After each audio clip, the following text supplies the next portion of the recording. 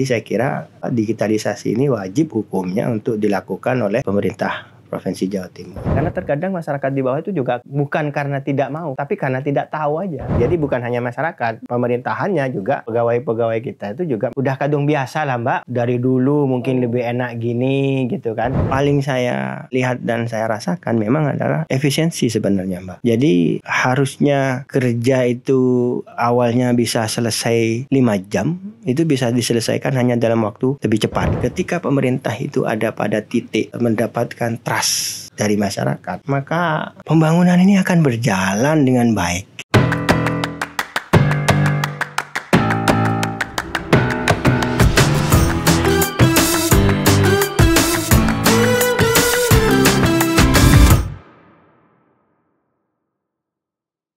Pergi ke Surabaya naik kereta, kita melihat laut biru nan indah nian.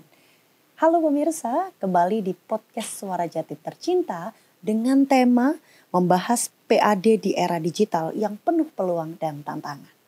Pemirsa, kalau kita berbicara terkait pendapatan asli daerah, ini menjadi salah satu tulang punggung keuangan di daerah, khususnya pemerintah daerah ya. Karena dari PAD inilah berbagai program ini bisa dijalankan, mulai dari program kesehatan, pendidikan, hingga infrastruktur. Nah, kalau kita berbicara di era digital, sekarang ini teknologi punya peran besar untuk membantu bagaimana daerah ini bisa meningkatkan pendapatan secara lebih efisien dan transparan. Mulai dari sistem pajak daring, layanan perizinan online, hingga integrasi data antar instansi ini juga bisa dioptimalkan ketika kita bisa memanfaatkan teknologi yang ada. Namun, kalau kita berbicara juga tentang digitalisasi, khususnya di Jawa Timur, kita juga harus melihat berbagai tantangan. Mulai dari bagaimana kesiapan dari sumber daya manusia, kemudian kesiapan infrastruktur, termasuk juga yang harus menjadi sorotan adalah keamanan dari data-data masyarakat yang nantinya akan terintegrasi dalam satu teknologi.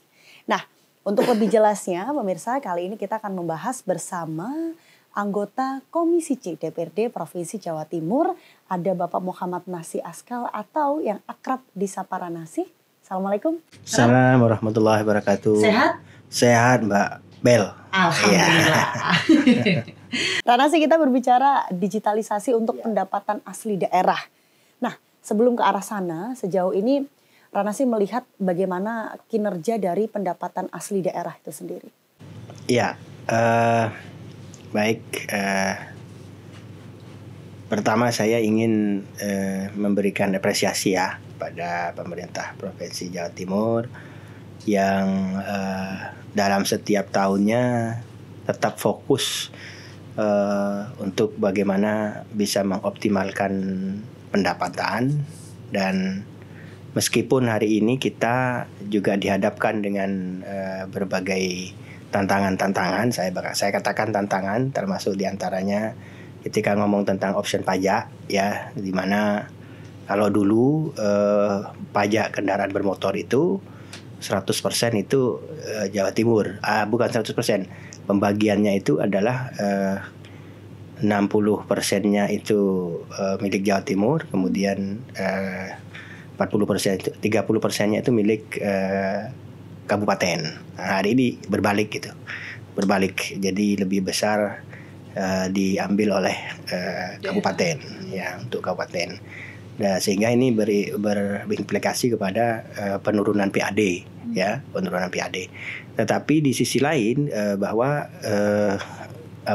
kita masih juga bisa untuk mengoptimalkan pendapatan itu, karena ada beberapa kewenangan yang dimiliki oleh Jawa Timur di sektor pajak ini. Jadi kayak misalkan kita ngomong tentang pajak air bersih, kemudian kalau di perusahaan-perusahaan itu ada yang kayak apa istilahnya, genangan air itu kan ada pajaknya juga, itu masuknya ke provinsi. Termasuk yang hari ini belum garcep istilahnya, itu adalah bicara tentang aset.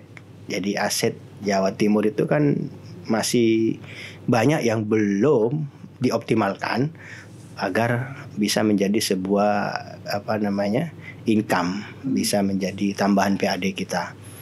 Dan tapi lagi-lagi kita apresiasi dan kita terus mendorong agar ngomong tentang PAD ini dengan segala potensinya itu bisa dioptimalkan oleh pemerintah Provinsi Jawa Timur. Betul, karena kalau kita berbicara PAD, Ranasi ini kan menjadi salah satu bagaimana kita bisa menggerakkan pemerintah daerah begitu ya dengan pendapatan asli daerah.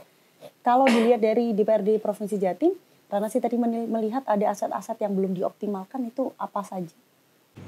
Iya, jadi terutama di aset tidak bergerak itu kan banyak. Jadi Jawa Timur itu kan memiliki beberapa tempat yang ya secara kepemilikan dia memiliki Jawa Timur, tapi dia tidak tergarap, ya, tidak tergarap. Dia hanya menjadi ya tempat yang tidak dimanfaatkan, ya, sehingga kita medis juga sebenarnya ketika melihat bahwa persoalannya juga terkadang tidak kompleks, Mbak.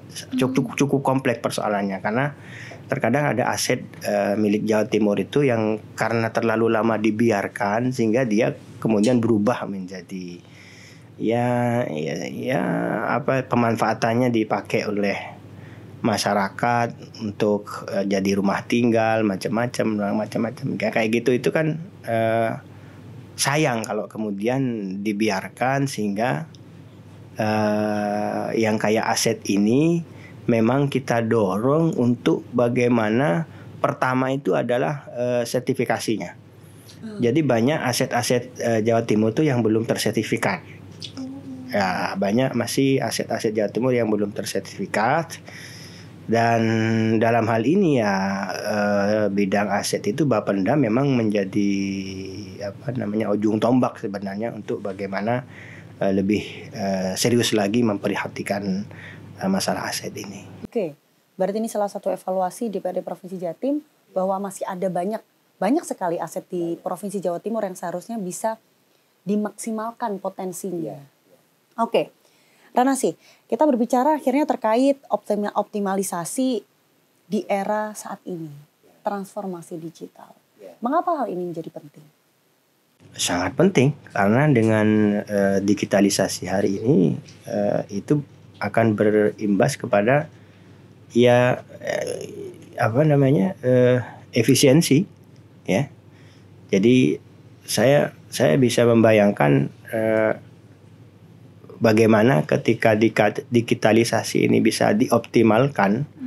Yang pertama dia bisa memberikan kemudahan kepada masyarakat, kemudian yang kedua dia bisa mengefisienkan, ya, penggunaan anggaran, ya. Dan yang ketiga tentu kita bicara bahwa digitalisasi itu juga mampu mendongkrak sektor ekonomi masyarakat. Jadi saya kira digitalisasi ini wajib hukumnya untuk dilakukan oleh pemerintah Provinsi Jawa Timur. Sejauh ini sudah adakah pergerakan ke arah sana? Sejauh ini bergerak terus, ya, dan kita lihat progresnya cukup baik, ya, progresnya cukup baik meskipun yang kalau saya lihat dari sekian banyak yang sudah melakukan digitalisasi ini, persoalan utama memang ada di infrastruktur, Mbak. Persoalan utamanya memang ada di infrastruktur. Kita tahu bahwa di wilayah-wilayah pedesaan kadang akses jaringan koneksi internetnya juga lemah, gitu kan. Kemudian juga kadang masyarakat juga lebih nyaman untuk datang langsung, tetap konvensional. Jadi di sektor pajak, ya, pajak kendaraan ini contoh, ya, itu masih banyak lah yang masih kurang pas kalau tidak datang langsung ke Samsat, tidak datang langsung ke untuk pembayaran pajaknya. Padahal sekarang sudah kita fasilitasi sebenarnya, ya, melalui ya berbagai macam platform ini digital, ya. Jadi untuk hal pembayaran ini selain kerjasama dengan Bank Jatim itu juga sudah bisa dimudahkan untuk membayar pajak, termasuk juga kita juga Bapenda juga sudah bekerjasama di beberapa daerah itu dengan ya kayak swalayan yang ada di bawah itu, toko-toko itu yang sudah juga menerima untuk pembayaran pajak, ya. Tapi ya itu tadi ya, persoalan kalau digitalisasi itu memang persoalan infrastruktur dan juga belum terbiasanya masyarakat juga. Nah, kira-kira possible nggak, memungkinkan nggak ke depan ini akan masyarakat ini akhirnya bisa menerima digitalisasi ini?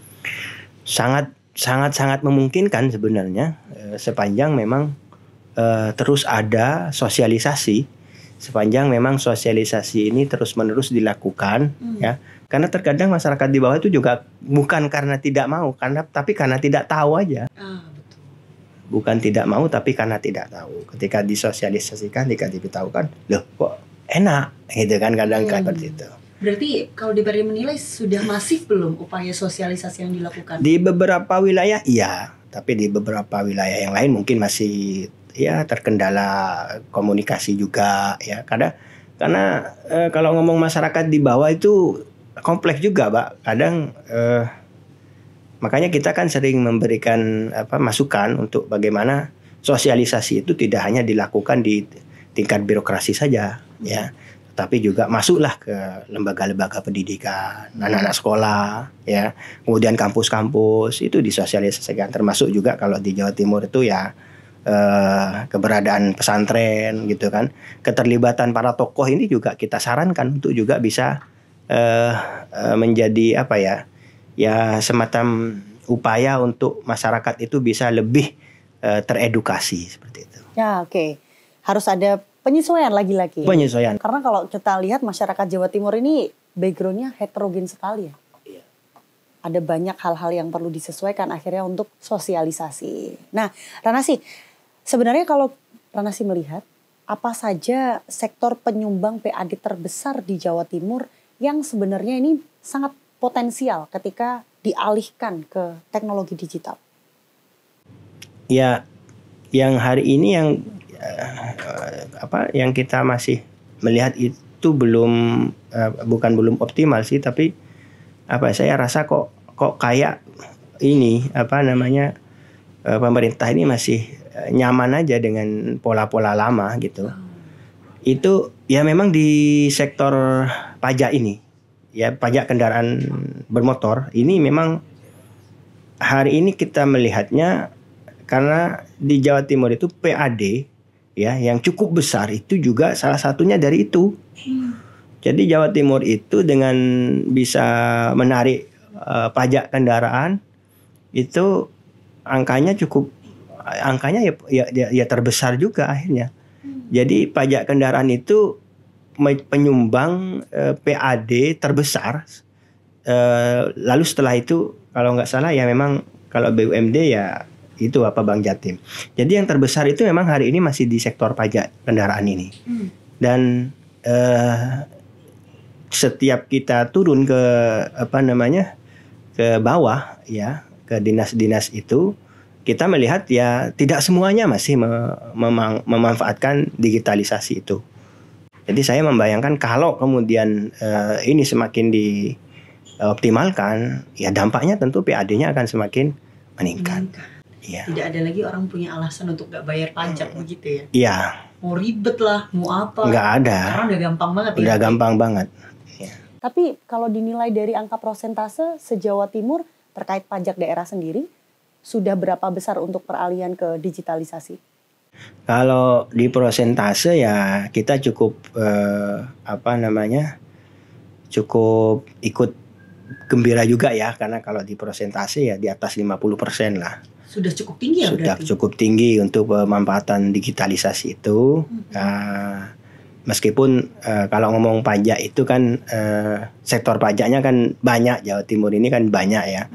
Termasuk juga retribusi itu kan juga menjadi wilayah Jawa Timur yang ternyata juga tidak bisa optimal juga kadang ya, karena contoh misalkan kayak parkir, layanan parkir itu kan juga bisa menjadi garapan juga bagi Jawa Timur untuk bisa menambah PAD. Dan ininya sudah dibuat sih sebenarnya sudah dibuat, cuman ya lagi-lagi ya itu sosialisasinya yang kurang masif, kira-kira seperti itu. Oke, tadi persoalan pertama digitalisasi terkait PAD. Ini salah satu tantangannya adalah infrastruktur. Nah, selain itu apalagi Ranasih kira-kira menjadi akhirnya ini menjadi bisa dikatakan hambatan lah untuk mendigitalisasikan PAD.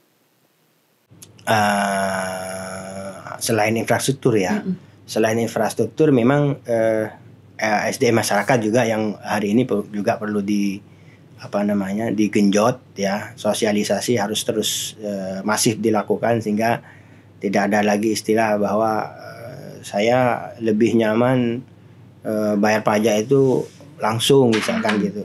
Itu kan karena masyarakat belum memahami sebenarnya apa dibalik kemudahan itu gitu. Bahwa ternyata digitalisasi itu bisa mempertemukan kepada banyak hal. Ya kan, digitalisasi itu bisa mempertemukan terhadap ya ekonomi masyarakat juga gitu ya. Jadi saya kira sosialisasi secara secara masif itu tidak hanya di bidang-bidang tertentu, tetapi juga bagaimana mengharmonikan ya semua sektor ini dalam sebuah program sosialisasi secara komprehensif. Itu juga menjadi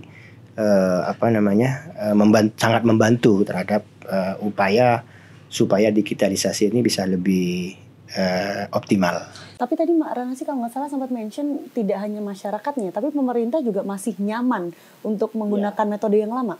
Iya, ya. Jadi memang jadi bukan hanya masyarakat, jadi di sektor pemerintahannya juga terkadang karyawan-karyawan kita itu, pegawai-pegawai kita itu juga masih ya udah kadung biasa lah Mbak, udah kadung dari dulu mungkin lebih enak gini gitu kan, sehingga kadang juga harus makanya kalau di bawah itu selalu kita tanya itulah siapa penggeraknya, itulah siapa penggerak untuk bisa memberikan edukasi tentang pentingnya digitalisasi ini. Karena jangan-jangan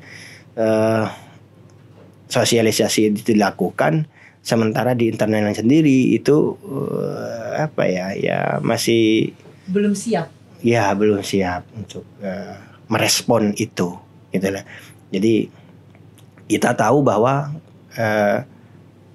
pada saat misalkan masyarakat ini akan bayar pajak misalkan ya melalui perbankan, melalui apapun, itu kan harus terrecord ya, kemudian nanti bukti pembayaran misalkan itu harus diberikan misalkan. Artinya respon cepatnya juga harus dilakukan oleh adminnya misalkan gitu.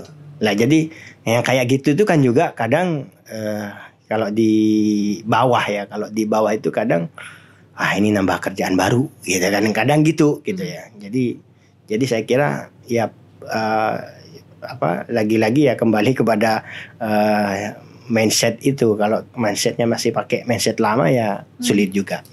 Nah, kalau tadi kita sudah bicara tantangan, ada infrastruktur, kadang yang di daerah ya, di desa-desa kadang belum kuat sinyalnya, kemudian kesiapan sumber daya manusianya, baik itu masyarakat maupun juga pemerintahannya yang masih nyaman dengan metode lama, Ranasih. Tapi kalau dilihat, apa sih keuntungan yang didapatkan ketika kita bisa beralih secara keseluruhan ke digital? Kalau Ranasih melihat. Jadi yang paling saya lihat dan saya rasakan memang adalah efisiensi sebenarnya Mbak. Jadi mohon maaf, harusnya kerja itu awalnya bisa selesai 5 jam, itu bisa diselesaikan hanya dalam waktu lebih cepat gitu ya, 2 jam misalkan. Dan itu ya tentu akan akan berakibat kepada ya belanja juga. Jadi ya belanja itu kan akhirnya akan lebih sedikit karena konsekuensinya adalah ketika kita hitung jam kerja itu misalkan kan gitu. Nah, jadi itu akan lebih mengefisienkan belanja juga gitu lah. Cuman memang ya itu tadi bahwa terkadang apresiasi ya yang diberikan oleh pemerintah itu ya dalam tanda kutip hanya diberikan kepada ya beberapa lah yang memang secara kinerja dianggap sudah baik, tetapi ya kadang ya ukuran baik itu kan juga kadang bisa berbeda ketika kita berbicara tentang tantangan hari ini gitu loh. Jadi saya kira pemerintah dalam hal ini di dalam menggenjot SDM itu selaras juga harusnya dengan apresiasi yang diberikan. Sepanjang apresiasi itu bisa diberikan, maka saya kira kerja optimal dari SDM yang ada itu bisa kita harapkan. Tapi kalau tidak ya itu tadi cara berpikirnya kita mau gini juga dapatnya segini, nah, kayak gitu. Jadi kadang yang kita temukan di bawah hitung-hitungan itunya. Itu juga masih PR tuh. Masih PR memang. Termasuk ke ini ya, tantangan SDM. Iya, tantangan SDM. Oke. Nah, sekarang Rana sih kalau kita berbicara tentang digitalisasi, biasanya dikaitkan dengan transparansi. Ada celah nggak sih ketika kita berbicara tentang digitalisasi, PAD, ketidaktransparan itu tetap ada?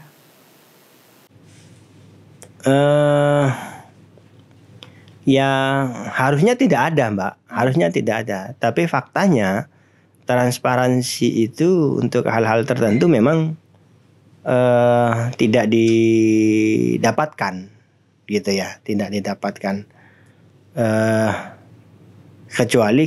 kecuali dengan yang namanya ya perhatian. Artinya begini, ketika masyarakat kita tidak memperhatikan secara serius ya terhadap bagaimana pengelolaan anggaran, maka itu akan berdampak kepada oh ya sudah kita nggak disorot kok, oh sudah ini kita nggak. Nah, jadi yang kayak gitu itu kadang juga membuat transparansi itu akhirnya tidak bisa dilakukan secara optimal gitu. Tetapi hari ini yang kita jalani sebenarnya transparansi itu cukup memberikan kepuasan tersendiri kepada masyarakat secara umum ya. Ini dibuktikan dengan bahwa pengelolaan keuangan daerah itu memang hari ini ya sudah melalui digital dan sudah bisa diakses oleh masyarakat siapapun. Termasuk juga kami ya dalam melakukan kinerja pengawasan kami. Ya kita juga mencoba untuk memberikan informasi-informasi kepada masyarakat terkait bagaimana pembangunan ini dijalankan oleh pemerintah. Jadi kayak sekarang saya ini sedang memberikan informasi lah kepada masyarakat. Jadi ini kegiatan podcast itu bukan hanya dilakukan oleh saya, tapi juga dilakukan oleh mereka para pemangku kebijakan itu. Jadi OPD juga sudah banyak program podcast juga. Jadi dari situ sebenarnya ruang bagi masyarakat untuk bisa memberikan kritiknya, ruang bagi masyarakat untuk bisa memberikan catatannya ya, bahwa dari apa yang sudah dikerjakan, mana yang harus diperbaiki, mana harus lebih ditingkatkan dan lain-lain. Saya kira itu bisa dengan mudah untuk diakses masyarakat. Jadi tidak hanya pemerintah yang harus bekerja, DPRD yang harus mengawasi, tapi masyarakat juga. Masyarakat juga ya diharapkan memang harus aktif dalam memberikan sumbangsih pemikiran. Dan kritis. Untuk melihat apa yang dikerjakan oleh pemerintah maupun juga DPRD. Yap. Jadi mari kita kawal bersama masyarakat. Rana sih, kalau tadi kita sudah berbicara terkait peluang, kemudian tantangan. Tapi kalau Rana sendiri melihat sebenarnya manfaat konkret apa yang didapatkan bagi pemerintah ketika digitalisasi ini sudah berhasil dilaksanakan? Poin yang paling penting sebenarnya bagi saya dari segala upaya yang dilakukan oleh pemerintah itu adalah Ketika pemerintah itu ada pada titik mendapatkan trust dari masyarakat, maka pembangunan ini akan berjalan dengan baik. Bahwa itu yang harus dipertahankan, itu yang harus menjadi target utama. Jangan sampai trust masyarakat itu runtuh gara-gara ya salah satunya dengan tidak transparannya pemerintah ya. Itu jangan sampai ya, karena ketika sudah trustnya masyarakat ini yang runtuh, maka pembangunan ini akan mandek, Mbak. Pembangunan ini akan mandek, sekali lagi pembangunan nanti akan mandek. Saya ngomong sedikit ya tentang daerah saya, misalkan di Madura misalkan. Madura ini Bangkalan, terutama Bangkalan Sampang, itu kan sampai hari ini masih terdata sebagai kabupaten yang terendah gitu ya. Jadi ya kabupaten saya ngomong termiskin itu kok kayak nggak enak gitu ya. Jadi memang di sini pemerintah diharapkan bisa hadir ya kepada masyarakat yang ada di pelosok ini, dan terkadang yaitu tadi kehadiran masyarakat tidak semudah ketika datang ke daerah-daerah yang lebih maju gitu kan. Ya jadi kalau sudah seperti itu maka ya ini memang akhirnya memang lebih berat. Gimana saya katakan tantangannya lebih berat karena tidak sesimpel datang kepada masyarakat. Dia harus bisa merekod bagaimana karakter masyarakat itu, kemudian apa yang kemudian bisa dihubungkan agar ketika bicara kebijakan pemerintah itu bisa diterima oleh masyarakat itu, apa yang harus dilakukan, komunikasinya, kemudian hubungan sosialnya dengan masyarakat harus seperti apa dan bla bla macam-macam. Saya kira itu banyak yang kemudian memang menjadi sebuah tantangan tersendiri. Local wisdom itu terkadang juga harus diperhatikan oleh masyarakat. Jangan-jangan apa yang dibutuhkan oleh masyarakat dengan apa yang diberi oleh pemerintah tidak sama. Ya kan? Jadi contoh misalkan nih di Madura, di Bangkalan, ya pemerintah gencar memberikan bantuan sosial misalkan. Sementara yang dibutuhkan oleh masyarakat kemudahan di dalam pendidikan misalkan. Misalkan nggak match gitu kan. Jadi jangan kemudian kebijakan pemerintah itu seolah-olah yang ada di pelosok itu hanya perlu makan, kira-kira seperti itu. Ada yang bisa menunjang terhadap bagaimana masyarakat itu bisa lebih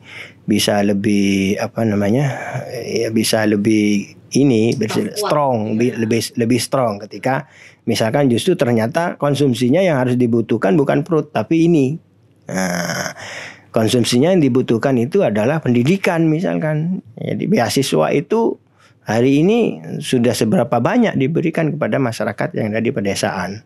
Nah, saya sering ngomong kalau di Bangkalan saya ya melalui bupati juga saya sampaikan, andaikan dana desa itu setiap desa itu diberikan 2 atau 3 saja untuk beasiswa, program beasiswa, saya tidak bisa membayangkan ini akan terjadi peningkatan yang cukup signifikan ya terhadap pola pikir masyarakat. Sehingga bisa menjawab tantangan terkait kemajuan SDM. Bisa menjawab terhadap itu juga ya.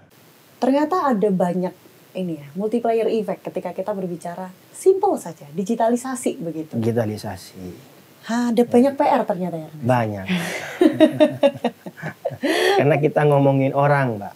Ya, kalau ngomongin orang itu ya, bisa dari banyak hal yang bisa kita diskusikan. Kalau ngomong hayawan baru kita ngomong ya kasih makan aja selesai gitu. Iya. Ya itu jadi PR lagi lah ke pemerintah ya. Jadi salah satu catatan evaluasi dari DPRD, Komisi C ada Ranasih di sini menyebutkan bahwa seharusnya dalam membuat program pemerintah mengkaji apa kebutuhan konkret dari satu wilayah. Karena itu akan berdampak pada hal-hal lain termasuk upaya optimalisasi digital. Nah, tapi kalau Ranasih sendiri melihat sebenarnya masyarakat sudah seberapa trust ke pemerintah? Ya. Kalau kita melihat proses pembangunan yang sudah berjalan, saya meyakini trust masyarakat kepada pemerintah ini masih cukup menggembirakan ya, cukup menggembirakan. Meskipun ya ada saja ria-ria gitu kan, tapi toh pada akhirnya ya masih bisa dijalankan. Tapi ada memang di beberapa daerah penolakan itu masih penolakan itu. Kisnya karena saya kurang paham ya. Kalau argumen yang disampaikan memang bahasanya ya karena masyarakat yang menolak. Tapi saya kok melihat terkadang ada permainan-permainan juga kadang yang memang ya dalam tanda kutip saya ngomong misalkan soal tentang garam ya. Di Madura itu garam ini kan terus menjadi sebuah persoalan. Karena apa? Karena perhatian pemerintah terhadap petani garam ini kan tidak optimal.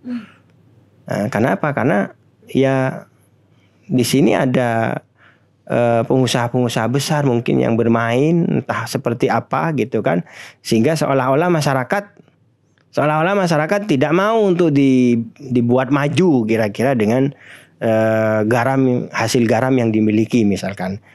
Jadi ya kayak gini ini kan juga ya saya bilang ya apapun yang ada di masyarakat itu tetap menjadi tanggung jawab pemerintah. Kalau masyarakatnya SDM-nya misalkan dikatakan kurang baik, ya tanggung jawabnya pemerintah. Bagaimana caranya? Jangan kemudian masyarakatnya tidak mau kok. Ya jangan berhenti di situ. Justru cari solusinya. Oke. Saya jadi seru bahas ini, tapi kita harus kembali ke topik dulu. Baik.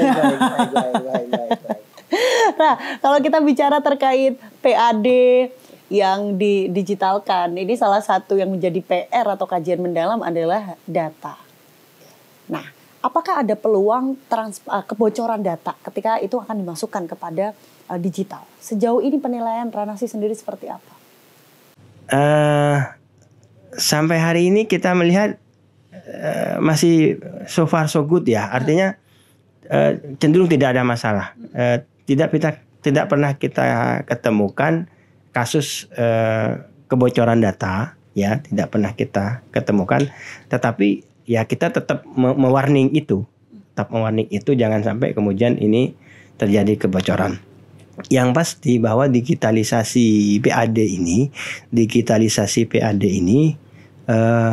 sudah dirasakan manfaatnya ya. Yang pasti seperti itu. Tinggal bagaimana ini bisa semakin gencar. Jadi begini, PAD itu kan diambil dari 28 kabupaten kota di Jawa Timur kan? Ya. Terbesarnya mana? Itu kan. Kemudian yang gara-gara faktor digital itu yang mana? Itu kan ada rekodnya, itu ada semua. Sudah dipetakan. Okay. Ada memang kabupaten-kabupaten yang belum teroptimalkan digitalisasinya. Nah, sehingga ya itu tadi, bahwa kebermanfaatan digitalisasi ini sudah dirasakan, tinggal bagaimana ini semakin meluas. Begitu. Semakin meluas dan terus meluas sehingga ya itu tadi ya akhirnya ya kita menjadi wilayah yang dalam tanda kutip memiliki prestasi ya. Kalau kita sudah dibaca sebagai wilayah yang memiliki prestasi, maka ya ini kaitannya juga dengan bukan hanya ngomong tentang Jawa Timur tapi secara nasional juga gitu ya. Karena trust nasional itu juga mempengaruhi terhadap Jawa Timur.